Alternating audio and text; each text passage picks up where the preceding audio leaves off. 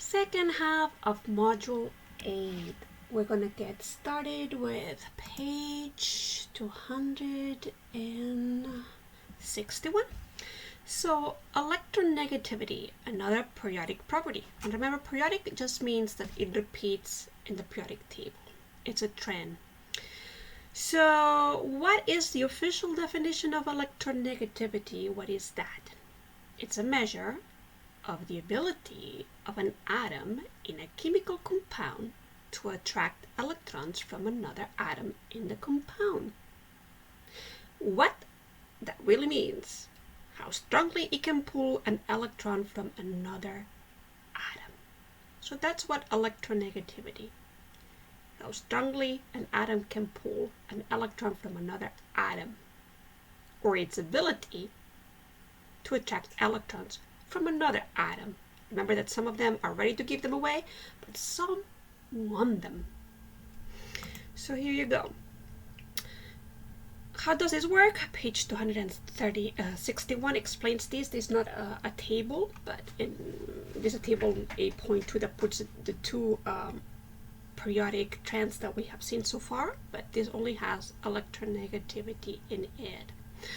So it should make sense to you that electronegativity increases as we go from left to right.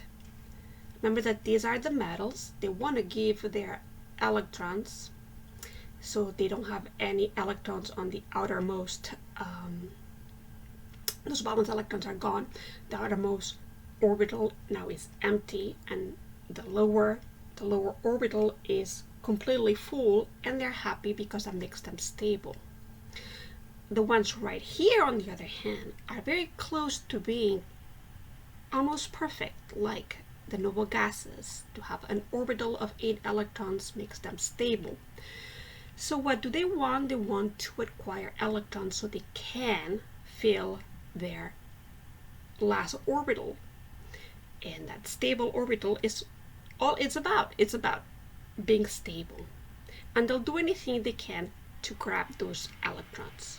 So these column 7 elements are really good at pulling electrons from those metals, okay? From anybody that is to the left of them. Okay. Let's see. Electronegativity goes down as we go down by rows. Why? We talked about this as those atoms increase in number of protons, they're increasing in number of electrons.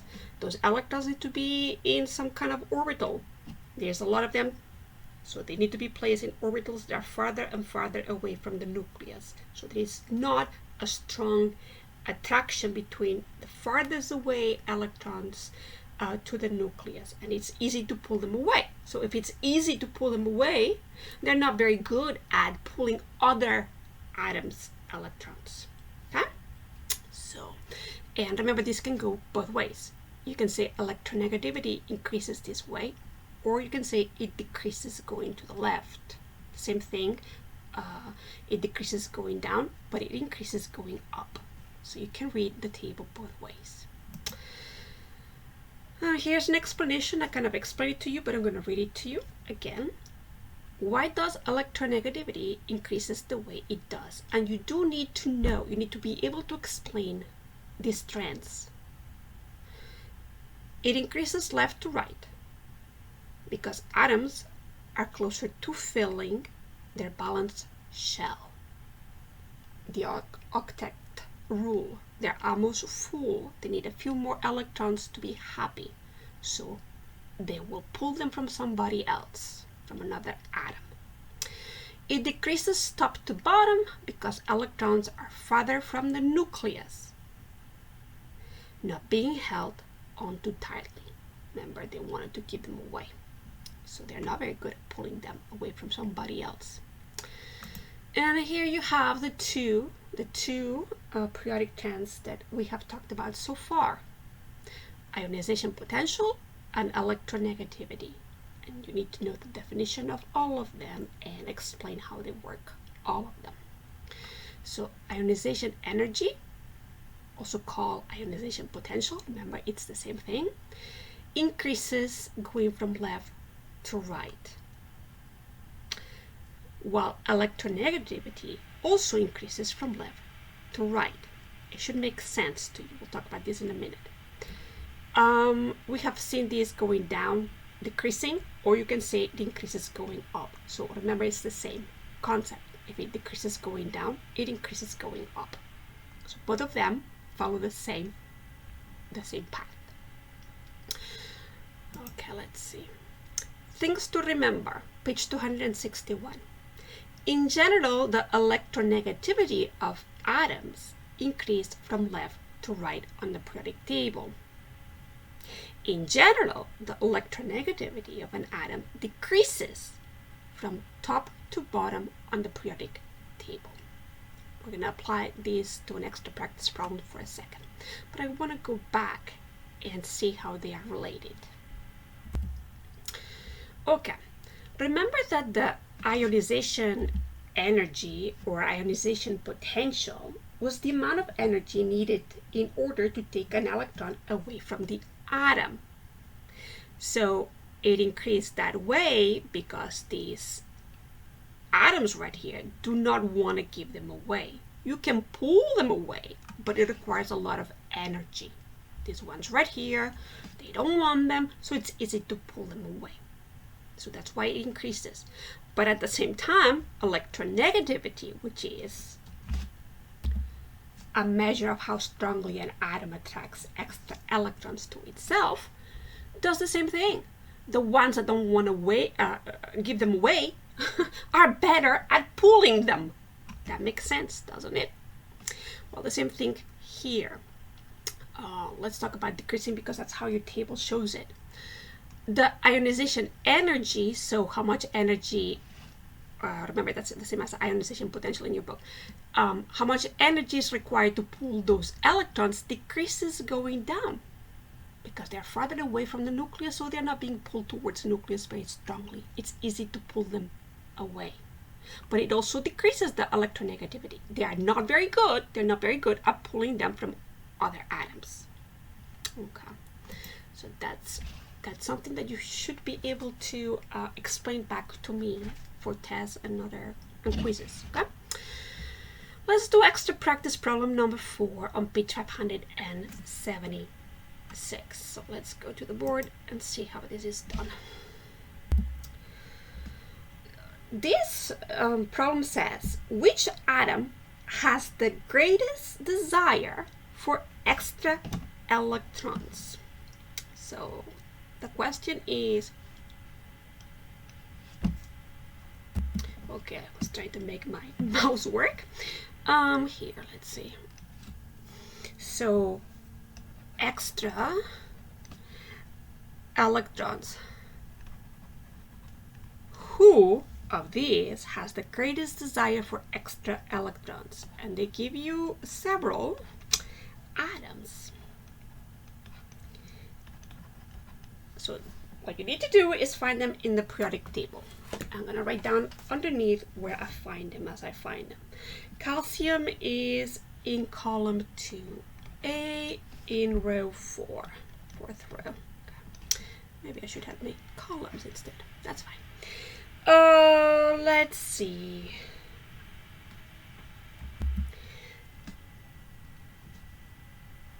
I'm trying to find the other ones here. Germanium. Germanium is in 4A,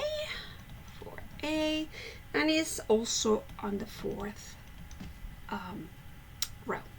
So probably bromine is going to be in the same row because it looks like they all are in the 4th row, and it is, and is in position 35, so is in column 7A.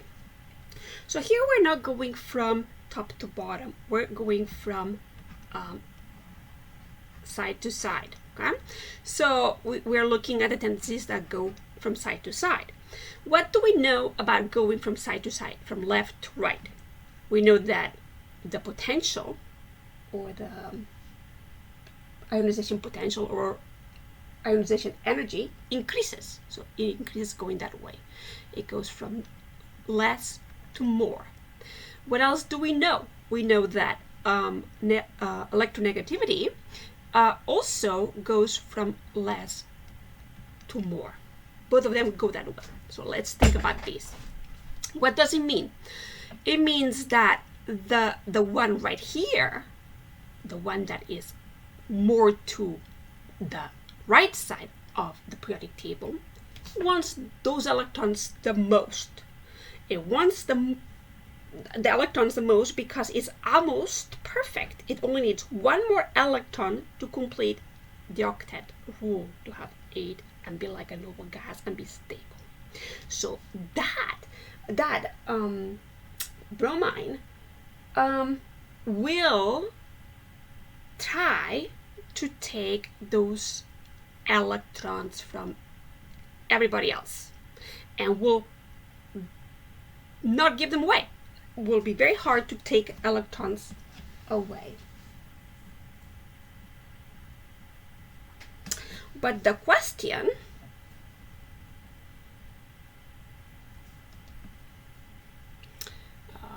so let's see. So this one right here has the greatest desire. That's the question. Who has the greatest desire for extra electrons? And your answer would be bromine, because it's more to the right of the periodic table. And you need to be able to do this deductive work, like where are they? What are they asking? So please have very clear in your mind what it means to want extra electrons, to have the greatest desire to have those extra electrons. Okay, now we're going to move on to page 262. This table actually is on page 263 in your textbook. And it's another periodic trend. It's atomic radius. So how big the edges of your orbitals is from the nucleus. That's a radius, like in a circle, okay? Because we know that they are not circles, but it's easier to think about orbitals in circles than those interesting shapes that they have. Anyway, here we go. Atomic radius decreases as we go to the right. Why? Think about it. The elements that are on the right side of your periodic table want electrons, and they hold on to the electrons they have very strongly. They hold those electrons by pulling them towards the nucleus. Well, if those electrons are closer to the nucleus, their radius are going to be smaller as you go to the right. Okay? And when you go down, atomic radius increases. We talked about this.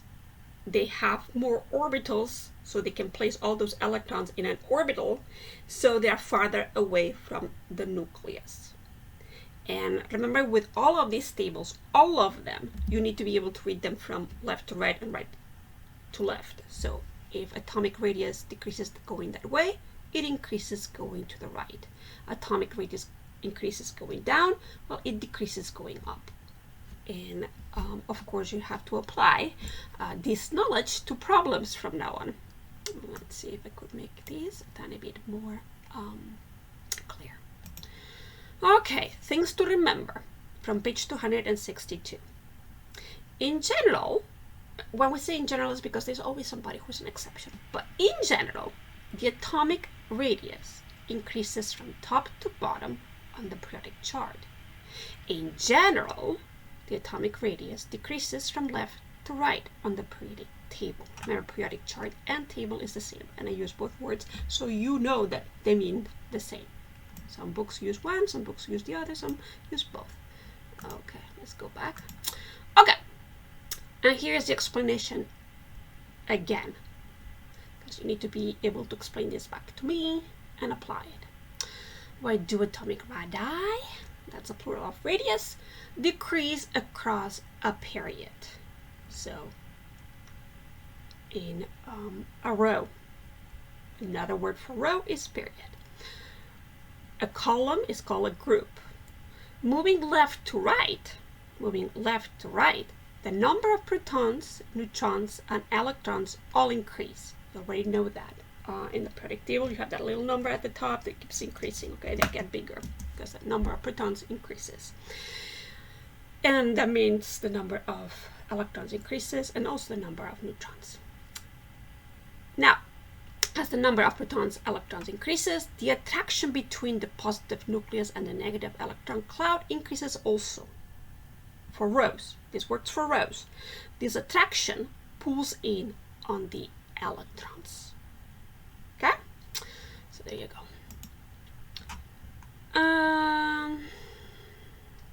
Let's see if I can move this, make it smaller. Yeah. So about groups, so we're going up and down now. Trends within the group. The atomic radius increases as we move down a group, so from top to bottom. As we move down a group from one element into another, an extra energy level is added. Remember, we're adding orbitals, which increase the size and the radius of the atom. Okay? So let's do an extra practice problem on page 576 to see if we can apply this knowledge. We're going to do number 5. Okay, let me get my notes here. The question says, order the following in terms of increasing atomic radius. This is how I like to approach these things. I write, oops, I don't like using red when I get started. Okay, I write my, I'm going to make column this time, my elements,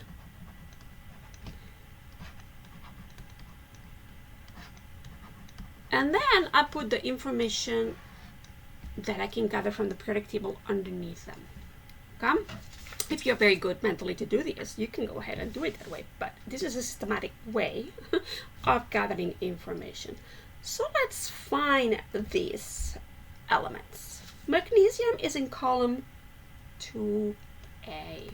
Okay, is in the 3rd row. Okay, great. Where's aluminum? Well, aluminum is on the 3rd row, but is in column 3A. Well, I'm assuming that we're going to go with 3rd rows to find the other ones. Let's see if it's true. Yeah, phosphorus. Phosphorus is also in the 3rd row and is in the 5A. And the last one, argon, is a beautiful noble gas, so is in 8A and also in the 3rd row. I'm gonna organize them in, this is a row. We're doing rows. So we're gonna be looking at the rules about how rows work. But you need to have them organized by, well, you don't have to, you can do it mentally, but I'm gonna organize them to explain these in increasing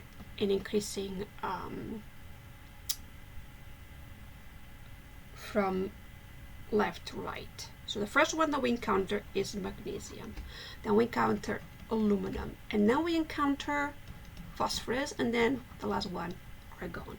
So that's how you encounter going that way. What is the rule? What is the rule about atomic radius going from left to right? The rule is that it decreases going from left to right. Okay, that's the rule. So let's read the question again. It says, order the following in terms of increasing atomic radius. So it's a little, it's like the last one that we did. Increasing means go from the smallest to the biggest. Let me erase part of it.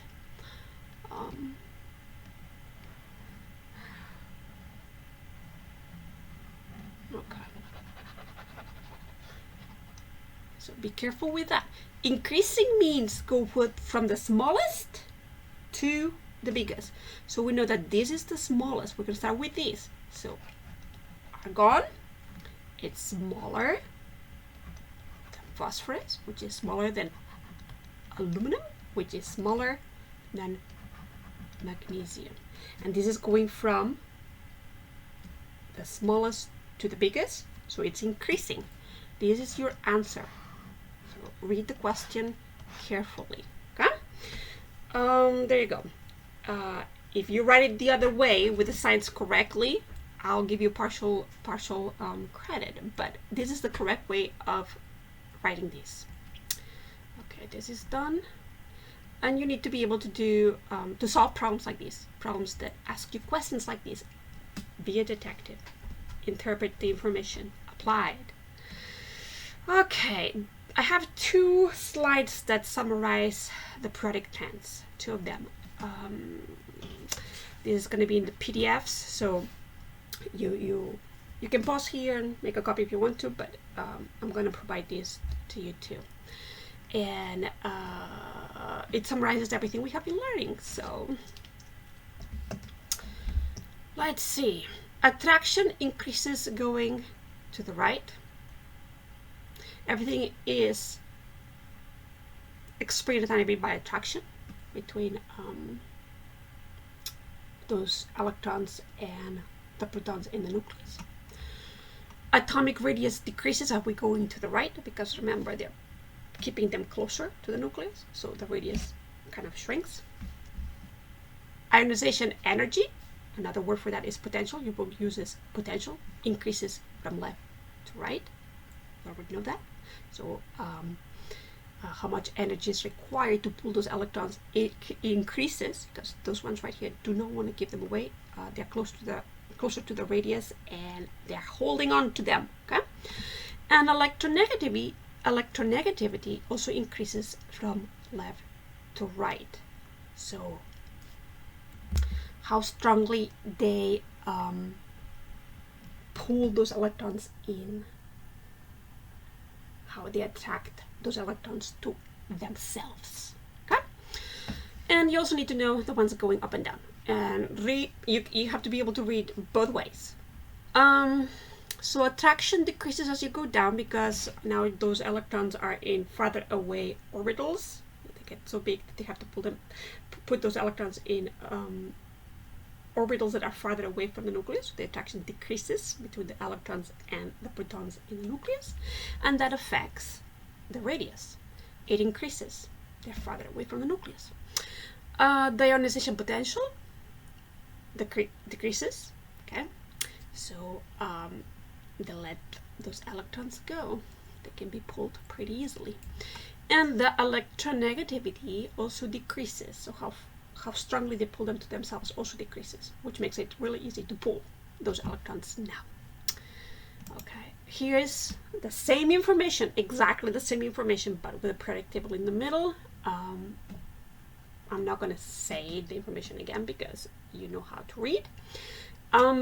The arrows are going both ways, because you need to be able to read it both ways. If it's increasing one way, it's decreasing the other. That should make sense to you. Okay, moving on now. On page 263, we're going to be looking at Lewis structures of covalent compounds. We saw the Lewis structures of ionic compounds. We talked about ionic compounds for a while. Now we're moving on to covalent compounds. And if you remember, a covalent compound was a compound, so it was a molecule made up with different atoms. And those atoms, to be covalent, need to be nonmetals. And your nonmetals, if you remember, the nonmetals are the peachy, pinky colored boxes in your periodic table in your book.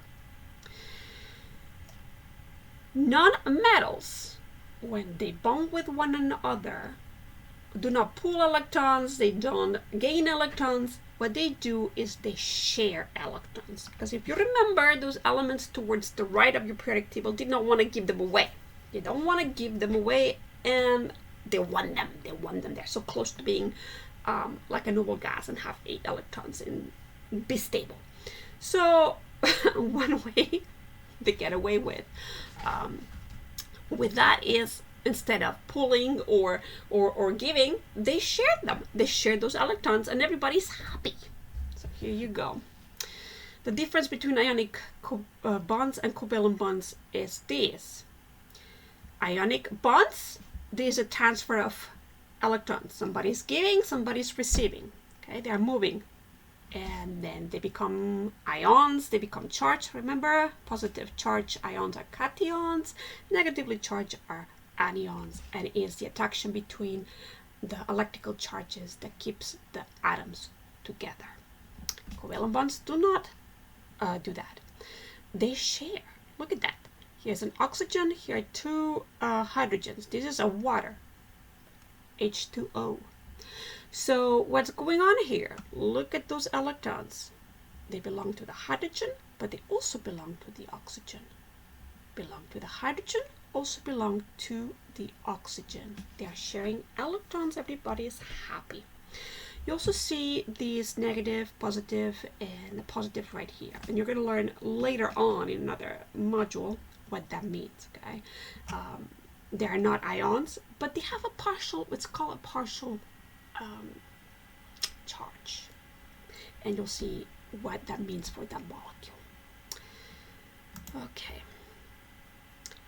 Let's talk about homonuclear or homonuclear, homo, you all pronounce the H in English. Okay, homonuclear diatomics, page 264.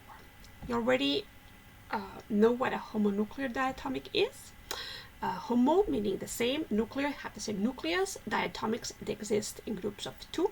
So those elements in nature are always a molecule. They exist in groups of two of the same atom, and they're hydrogen, nitrogen, oxygen, fluorine, chlorine, bromide, and iodine. This is the first example in your book of covalent bonds. So it's between homonuclear diatomics. You have two fluorines. How do they get together? Well, if you look at the fluorine is in column 7A. So you put your valence electrons around the fluorine symbol. That's your Lewis structure for fluorine. And then notice that, wow, they both have one here. They both need 8, 2, 4, 6. They only need one more to be happy. So how about we share that electron? Well, they do. They share that electron. One came from this fluorine, the other one came from the other, and those two are being shared. Okay? And now everybody has 8. 2, 4, 6, 8. Those also belong to this fluorine. 2, 4, 6, 8. Covalent bonds are bonds in which electrons are shared. Okay. Page 265, emphasis again on the difference between ionic bonds and covalent bonds. You need to be able to tell the difference. So, ionic bonds between metals and nonmetals.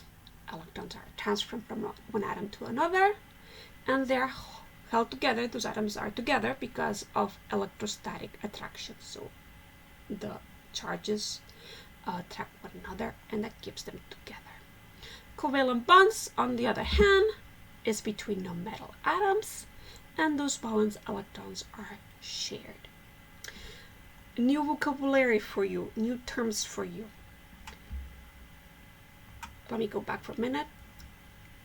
The shared electrons right here, when you do a Lewis structure, you're going to replace them with a dash. That dash represents 2 electrons, always 2, no more than 2, and they are bonded electrons.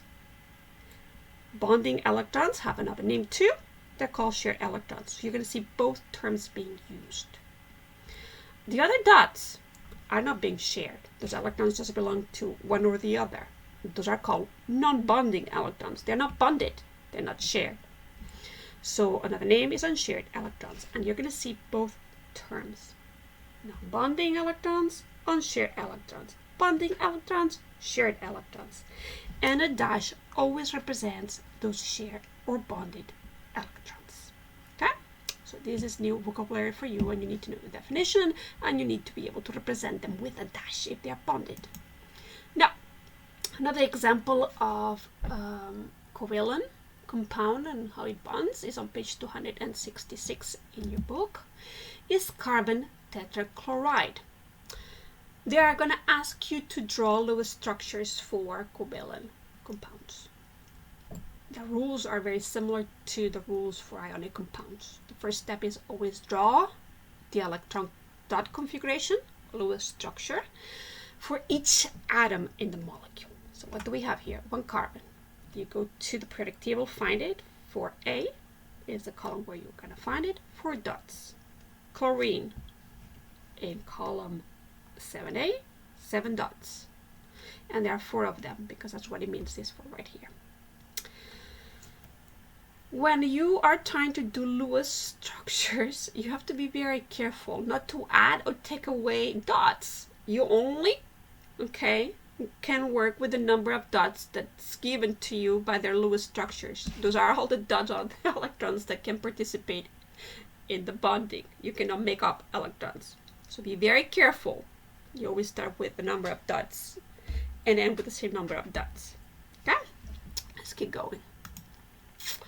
The second step is decide which atom has the most unpaired electrons and place it in the middle.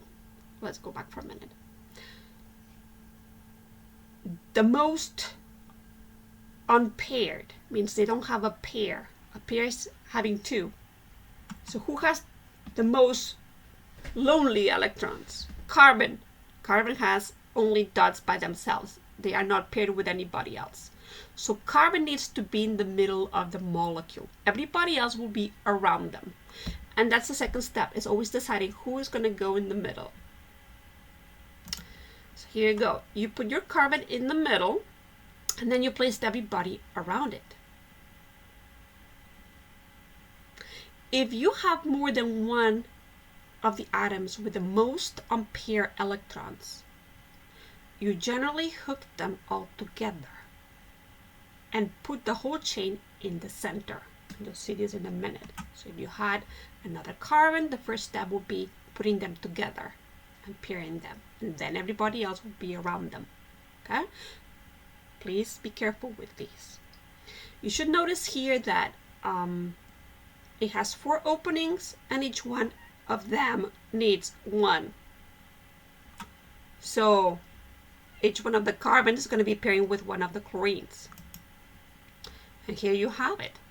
The carbon, this image doesn't have it in color, but one of each of these pairs belong to the carbon to start with. The other one belonged to a chlorine.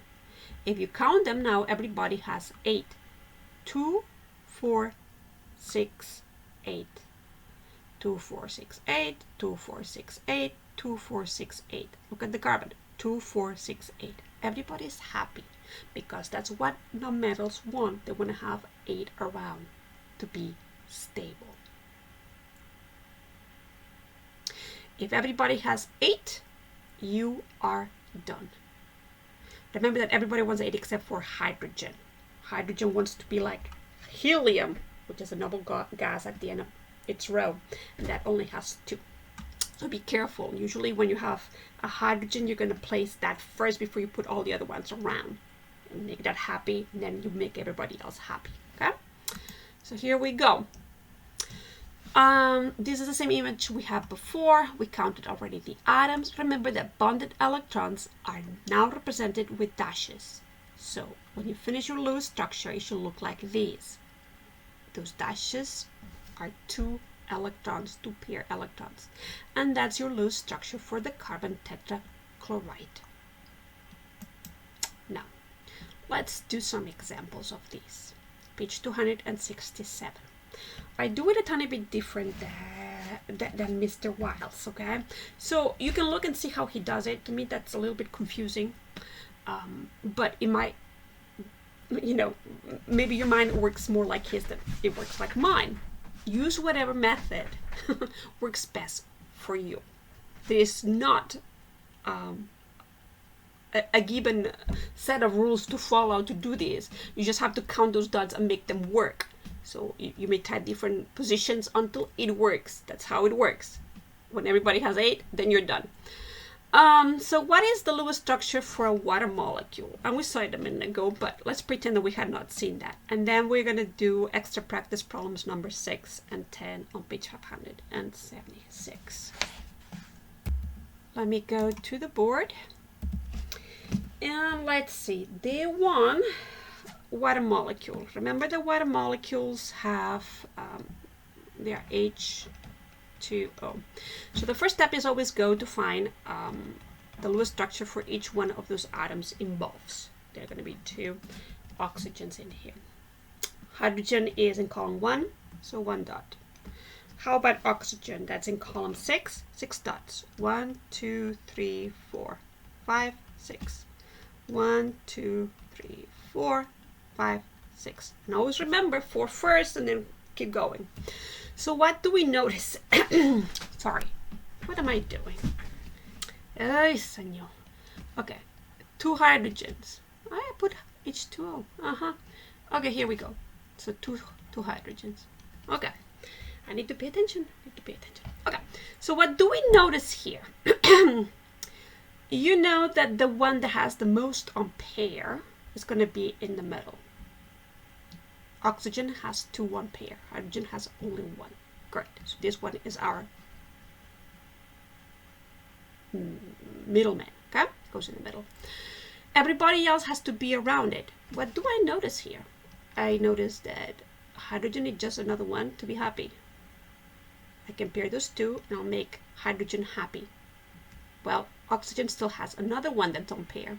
Well, let's pair them together. I'll make the other hydrogen unhappy. If I do that, is oxygen happy too? Let's see this. 2, 4, 6, 8. Great. Oxygen would also be happy. So that will become this. It will be oxygen. Those are ampere, but here and here we would have some pair electrons. And remember that pair electrons, when you finish the Lewis structure, cannot be left with dots. You need to replace those. I'm going to get a smaller with a dash. So if I replace it with a dash, that represents the 2 dots that have been paired. And here you have your Lewis structure for water. And if you had put the single dots somewhere else, because remember that as long as it's it has 6 around in the right way, you could have the dots here or here. This you can rotate this. You can rotate this atom, so you could have the hydrogens here. But you need to have 2 groups of ampere and 2 groups of pair with hydrogen. Okay, and then you're done. You're done with this example. Okay, so let's erase these. And now you try extra practice problems 6 and 10. And we're gonna do it together too, in case that you're having problems with these, to see how it's done. Let me get my notes. And let's see what 6 says. 6 is asking for the Lewis structure, so I'm doing number 6 now, okay? Number 6 of the extra practice problems. The Lewis structure of this molecule. And I need to pay attention because there's only 1 nitrogen and then 3 fluorines. First step. The first step is always find the Lewis structure for each atom separately. So nitrogen is in column 5A. 1, 2, 3, 4, 5. That's happy. I'm going to do a different color for the fluorine. And the fluorine is in column 7A. So that's 7. 1, 2, 3, 4, 5, 6, 7. Everybody else needs to look the same, so I'm just going to copy it because they're all the same type of atom. So they look like this. Okay. Second step, I need to decide who has the most atoms that are unpaired. So they're not in groups of 2. 1, 2, 3. These ones only have 1. So this is going to be my middleman. Everybody sees that? Everybody's going to have to be around that nitrogen. So I'm going to put my nitrogen in the middle and everybody around it. So What do I not notice? I notice that it has three, and there are 3 lonely dots over here. Well, what can I do to make everybody happy? Will I make everybody happy if I do this? Let's see. I'll put these 2 together, and these 2 together, and this one, oops, and this one together. Well, let's see. 2, 4, 6, 8. Nitrogen will be happy. 2, 4, 6, and 8, and everybody would be happy too. So that would work. That would work. But I cannot leave it like this with the bubbles of my thinking in there.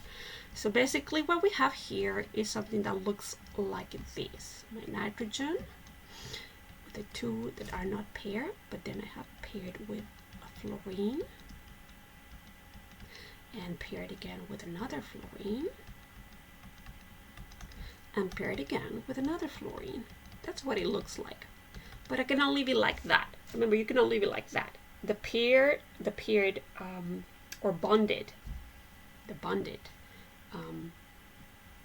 electrons need to be dashes. So it's going to look like this. Eventually, you're not going to have to put any kind of dots around it. But for right now, while you're learning these, just keep making dots. And this would be the answer that you would need to give. That's it. That's it. So let's look at example 10. Okay, let me clear this and do example 10. So the more examples you do, the better you're going to get at this. Okay? It's about making everybody happy with 8 electrons around. Don't make up dots. Make sure that you're just using the dots that you have, and everything will be fine. So sulfur, and this should be bromide. Okay, so 1 sulfur and 2 bromides. Okay, so sulfur, let's find it in the periodic table. Sulfur is in column 6A, so 6 dots. 1, 2, 3, 4, 5, and 6. Great. What about bromide? Bromide, it's in column 7A. So 7. 1, 2, 3, 4, 5, 6, 7. Same for this one. 1, 2, 3, 4, 5, 6, and 7. Okay, decide who has the most openings here. Well, there are 2 here. This one only has 1 each. Okay, so this is going to be our central atom. Everybody else is going to be around the sulfur. Then I see immediately that I can do this. This one can go with this one, and this one can go with this one.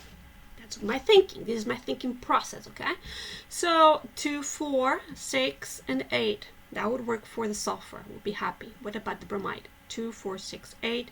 2, 4, 6, and 8, 2. Well, that's gonna work.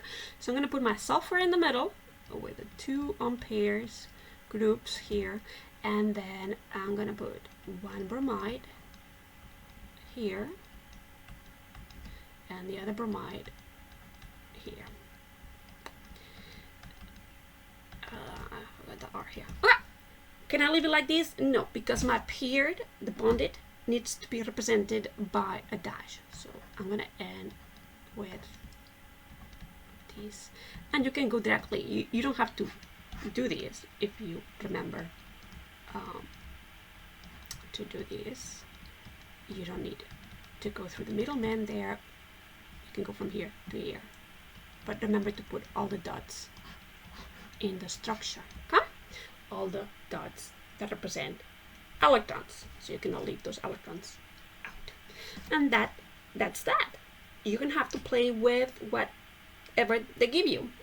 Find the Lewis structures for each atom, count those dots that represent electrons to make sure everybody has 8. When everybody has 8, you're done. You're done. So here we go. Let's go back to instruction. Now, more complicated Lewis structures. You're going to find these on page 269. But more means that sometimes some atoms are going to do what's called a double bond. A double covalent bond or a triple covalent bond instead of a single bond. What we have been working with is a single bond. So how does that work? Here you have another diatomic oxygen. Look at the oxygens right here. If you look at the periodic table, your oxygen is in 6A. That means 6 dots. 2, 4, 5, and 6. Each one of them has 2 dots open. Each one of them needs 2 more electrons. What do? There you go.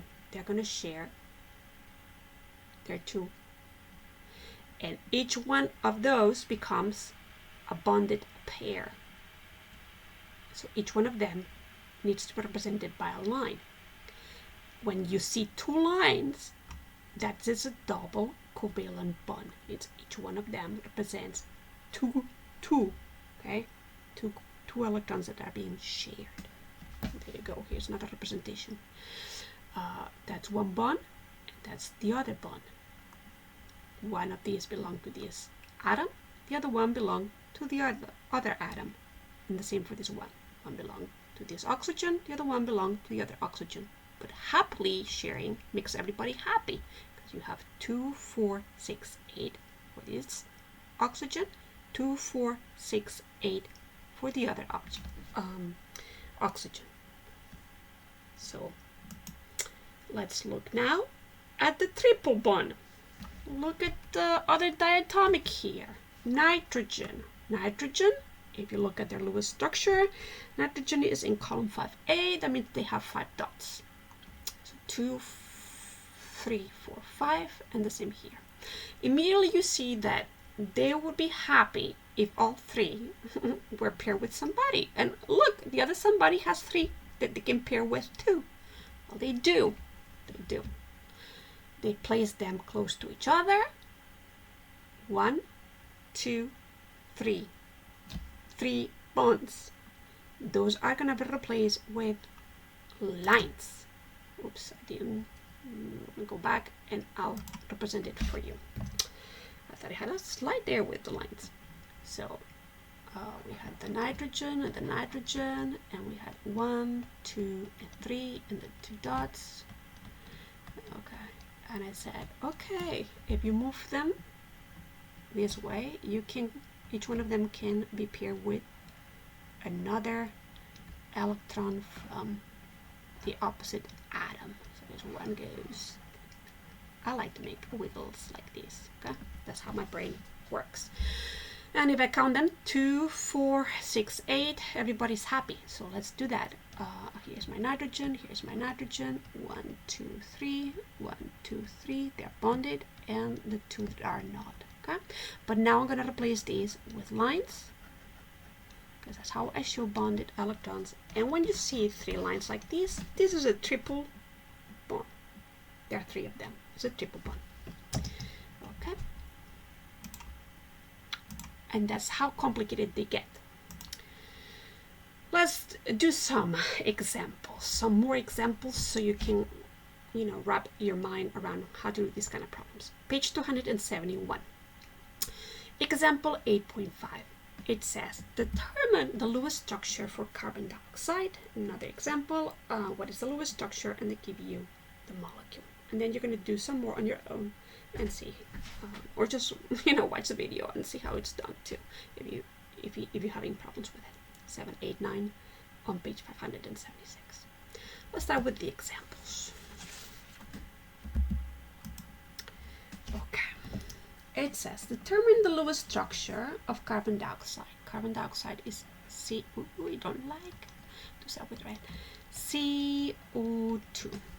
Remember, the first step is always each one of the atoms involved needs to be represented. So you're going to have a carbon, find it in the periodic table, 4A, 4 dots, 1, 2, 3, 4. Oxygen in column 6A, 6 dots, 1, 2, 3, 4, 5, and 6. Copy these, you don't have to. Count if you don't want to. They're exactly the same. Now determine which one of them has the most openings, or on pair, meaning non-groups of 2. This one is the one that has the most openings. That's going to be in the middle, and everybody else will be around it. Okay? Look at these. There are 4 unpaired dots here. If you count the ones that are unpaired here, you see that there are also 4. 4. So maybe carbon divide these 4 between the 2 atoms of oxygen. The example on page 271, the way Mr. Wiles is working this, he keeps moving those dots around and creating different pictures of how to do these, which makes it very, very long. To me, it makes more sense to say, okay, there are 4 here to share 2 atoms, each one needs 2. That's a division. Okay? I can do this. I can pair those 2 with this atom, and I can pair those 2 with this atom. Can I do that? Yeah, you sure can. So if I do that, okay, 2, 4, 6, 8, 2, 4, 6, 8. Everybody will be happy if I do this. So basically what you have is this. Carbon has moved 2 to face the oxygen that also is sharing 2 on one side, and has 2 that it shares with the other oxygen that is also trying to share 2. So this is so far what we got. Okay, and remember, you can place them here if you want to. You could put them up here, it doesn't matter. But now we cannot leave it like that, the Lewis structure. Each pair of shear electrons needs to be represented with a line. Well, I didn't want, well, I should probably erase it. Let's not. It doesn't look very pretty this way. Okay. So here's one pair, the other pair, one pair, the other pair of shear electrons. And you can write it this way, or you could have done here the oxygens, or you could have put them the way the book has them. It's the same molecule, has not changed. It's 1 carbon and 2 oxygens, and I'll be happy to accept any of them. Okay, so this is done. Let's do the extra practice problems. Let me find my number 7, start with right here. 7 extra practice problems. So I'm doing 7, and remember that you can pause, try it on your own first, and then see how it's done, or just look at the end to see what the molecule looks like. 7 says, did I skip part of this? Yeah, I'm sorry. Okay, let's not do that. There was a second section to the example. They wanted the Lewis structure of this molecule. Okay, this was on page 272. So it was in the back of the page, you cannot see it. It's always done the same way. Start with the Lewis structure of each one. You already know that hydrogen has 1. Did I copy this right? This is an N. Okay. N. And nitrogen, if you look at the periodic table, nitrogen is in column 5A. So 1, 2, 3, 4, and 5. Okay, let's start thinking about these. Second step, who has the most to share? Carbon does. Okay, so that's going to be kind of in the middle. I said if you have a hydrogen, the first thing you need to do is just put them together. The hydrogen needs to come first. So hydrogen now has a 2, the 2 that makes it happy to be like a helium and be stable. Now I focus on what's left. Carbon has 3 to share. Nitrogen needs 3. Well, they're going to be sharing. How? Carbon will be in the middle, bonded with hydrogen. 3 need to be shared with 3 from the nitrogen. Nitrogen has those 2 that are not paired. And now I'm going to write it all with lines to represent those bonded electrons. So there you go. You have a triple bonding going on with the nitrogen. And that's the way my mind things. You can do it with dots, one dot at a time, like he does in the book, if you want to. But to me, this makes a lot more sense. It's less complicated. Okay. Play with the dots. See what works for you. Now we can move on to the extra practice problems. We get white. And yes, we're doing number 7 first.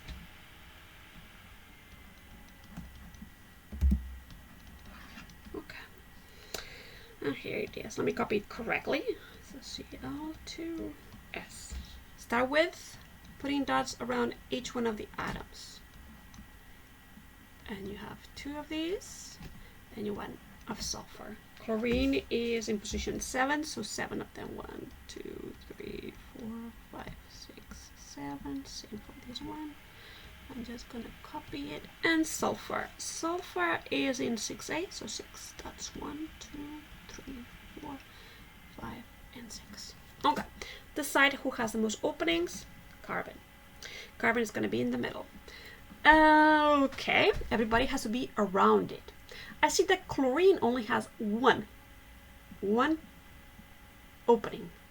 Well, that's going to be my first pairing. I'm going to pair one of the carbons here and one of the carbons with the other one. Then chlorine is going to be happy because it's going to have the 8. 2, 4, 6, and 8. The same thing for this one right here. Carbon is not happy yet, okay? 2, 4, and 6 only.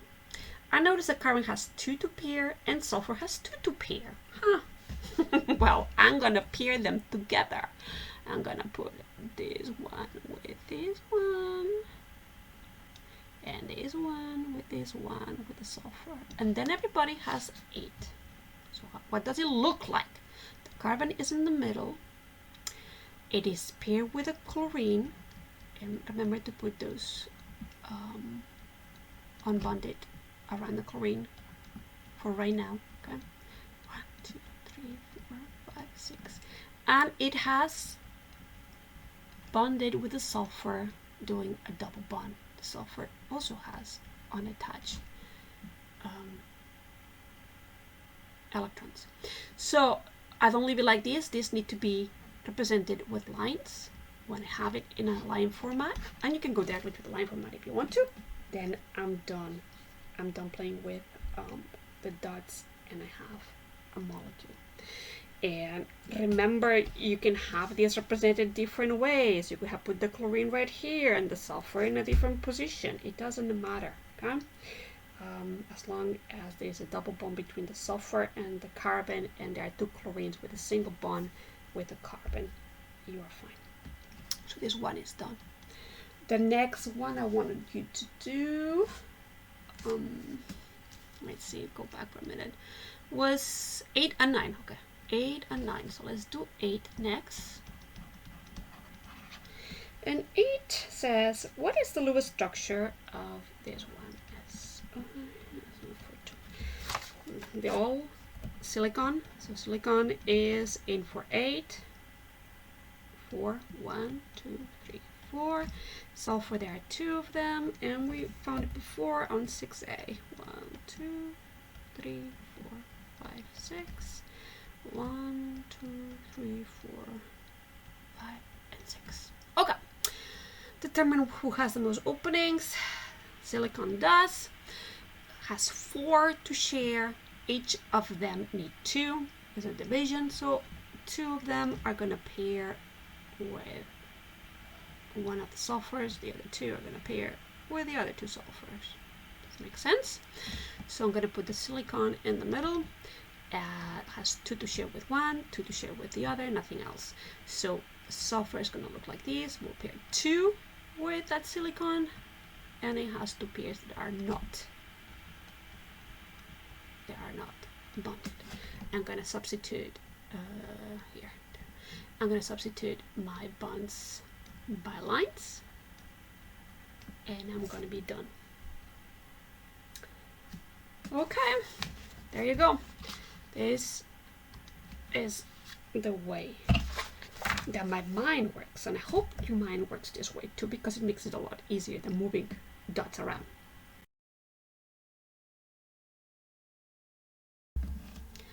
Okay, number 9. It's a tricky problem, and you have never encountered one like this. But this is where he teaches you how to do these in the extra practice problem that maybe later you're going to be doing something similar in your homework or even the test. So here's a molecule, and this molecule exists. So if it exists, means that they have a way to bond somehow, okay?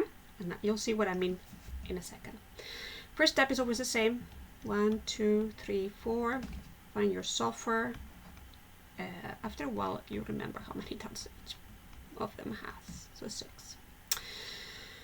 The one with most openings is the carbon. So it has 4 to share, but here there's only 2.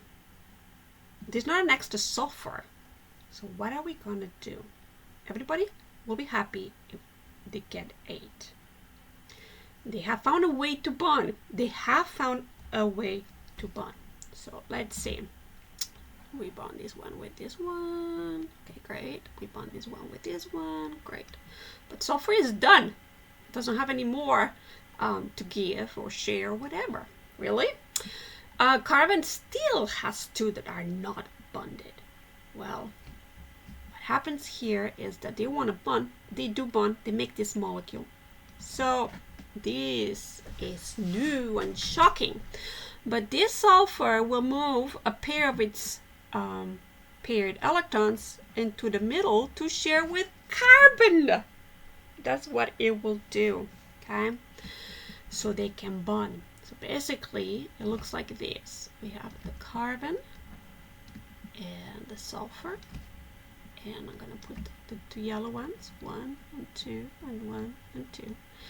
And the ones that sulfur so generously shared with the carbon in the middle, and then that carbon is going to end with 2 here, and the sulfur has a 2 pair here that didn't get shared. This is what happened. This molecule exists. This molecule exists. So they found a way to pair, and they did that by the sulfur sharing a pair of electrons. They're not doing 4. They could have, 1 and 1 and 1 and 1. They could have done that and have 4, but they don't, because we have single, we have double, and we have triple bonds. We don't have quadruple bonds. So remember, you can play with single, you can play with double, we can play with triple.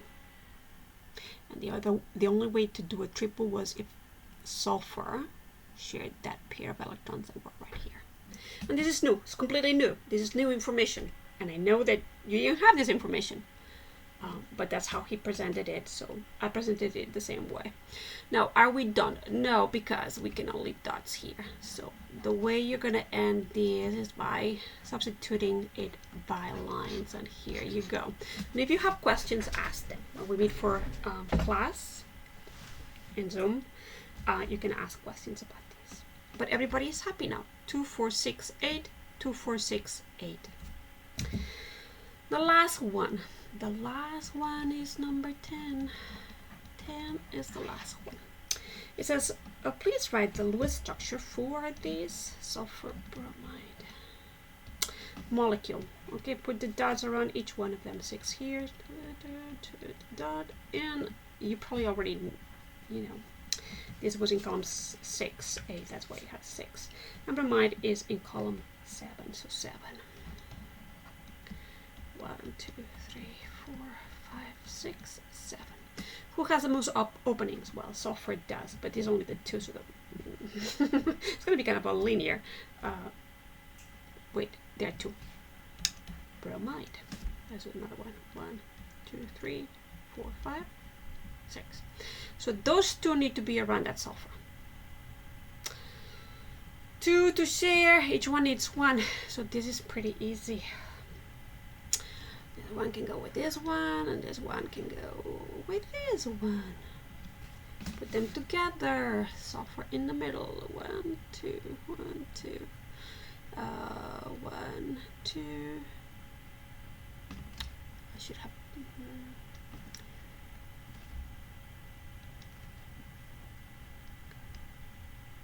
One with the bromide. And 1, 2, 1, 2. Sometimes you get tired of doing so many dots, don't you? But it's just for this section of the book. You're going to be just using regular dashes very soon. This was just for learning purposes. So each one can be substituted by a line, and it should, and then you're done. And I don't care if you put them up here and here, okay? This can rotate as long as you have single bonds with the bromide.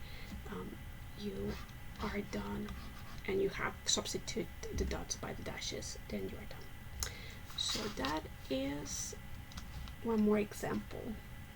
Let's go back here and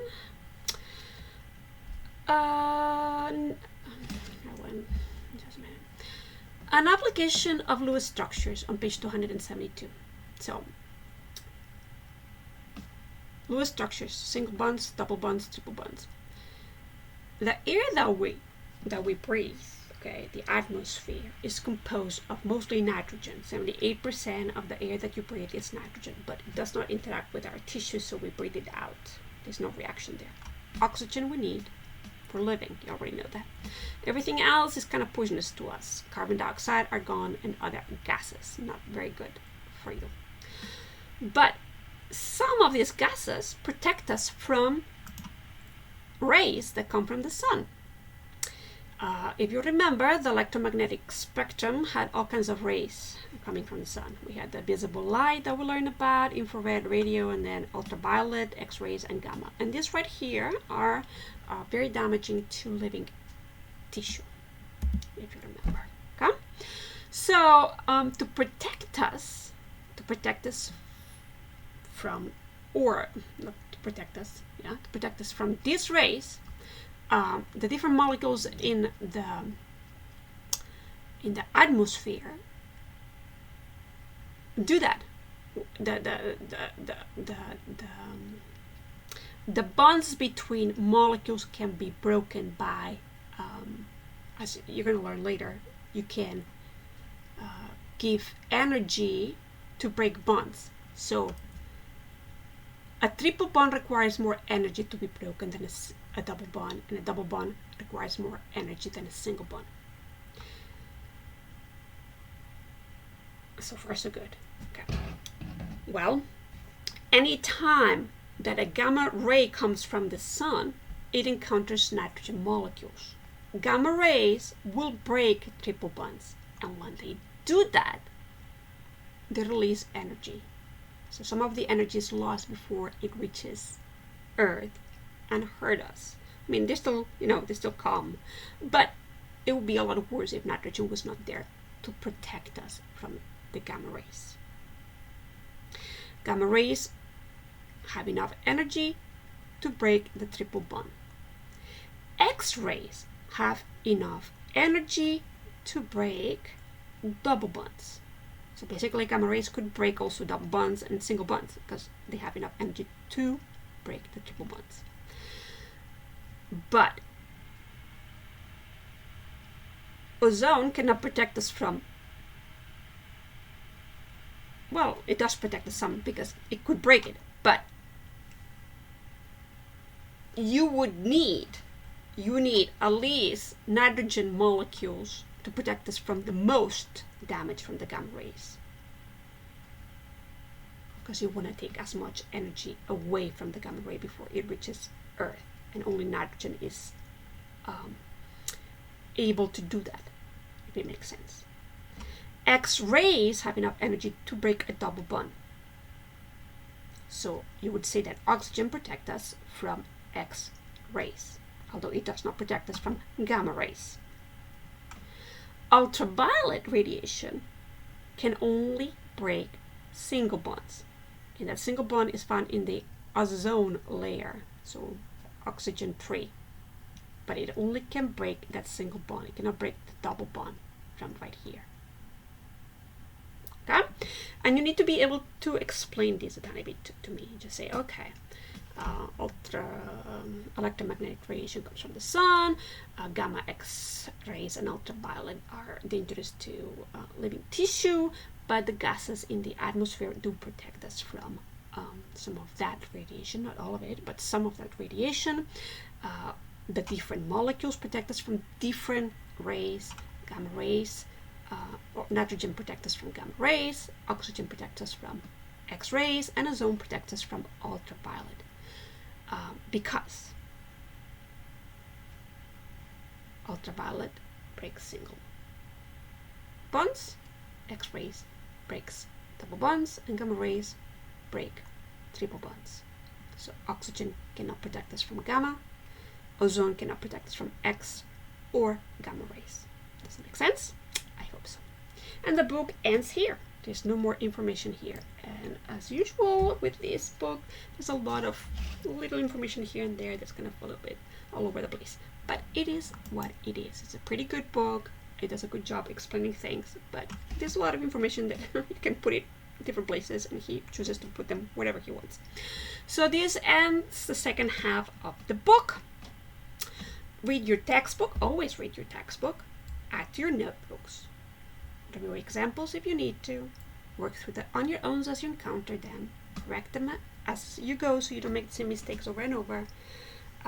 Study for that conceptual weekly quiz that we have.